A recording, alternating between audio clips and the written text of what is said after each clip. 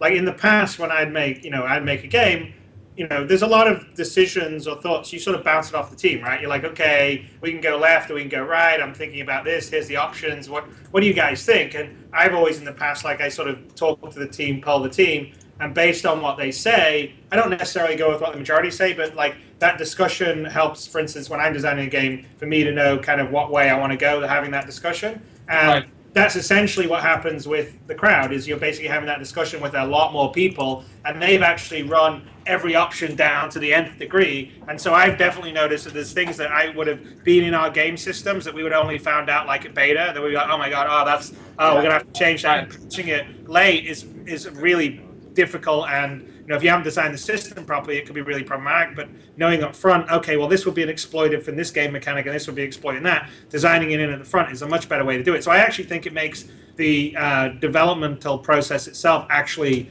better, because you kind of know, you have much more confidence early on what a good design decision is. So you really know, like, hey, this is what we're doing, and you can tell from the crowd, they're like, oh yeah, I'm into that, or oh, I don't know about that, and it really helps you be much more solid about which way you're going, and I think that means you spend less time sort of hedging your bets in the design, which is good.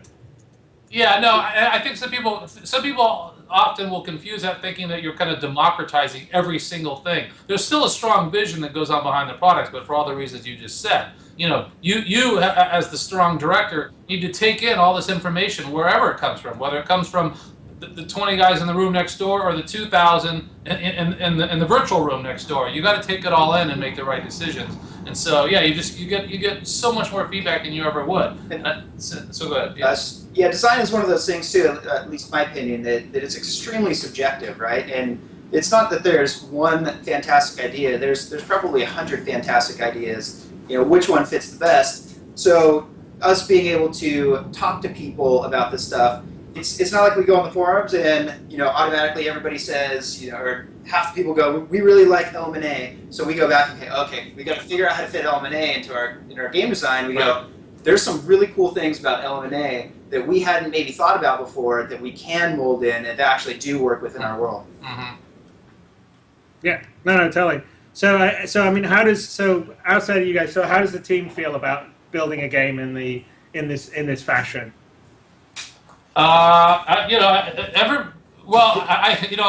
team's very excited. I mean, first of all, they're working on the game everybody cares about, which you can't undervalue that. And it's funny. We had one guy working for us. Remember, he didn't like actually doing the crowd because he kept they would weigh in on things and he wouldn't necessarily agree. And you have to go, well, hey, they are our bosses. I mean, you got to listen to what they're. If you put something up and 90% of people don't like it, kind of got to listen to it. Yeah, But really, for them, all the guys here, they just want to make a game that people care about. And the fact that people are talking about it, in the press all the time, we're getting the feedback, and all the fans are involved. It's an opportunity that they haven't had before, and it's certainly probably one of the more special opportunities I've been involved with. Yeah, it's both incredibly motivating and frightening, I think. Well, I've never had more pressure to deliver a game in my entire life, and as you know, Chris, it's very personal now. Right, it's great that we've gone out and said, hey, and put our names out there to bring the crowdfunding in. Now, hey, better deliver, right? And so I take this more personal than ever before. And the only thing that buffers that fear is the fact that we have this communication with them. Because if you had all that pressure and we're flying blind on top of it, that would be truly frightening. Yeah. Yeah, no, it's definitely. You're right. I definitely feel the pressure to deliver, but it's actually an okay pressure, because it's at the end of the day. I know this is true for you too, but for me, I'm my own toughest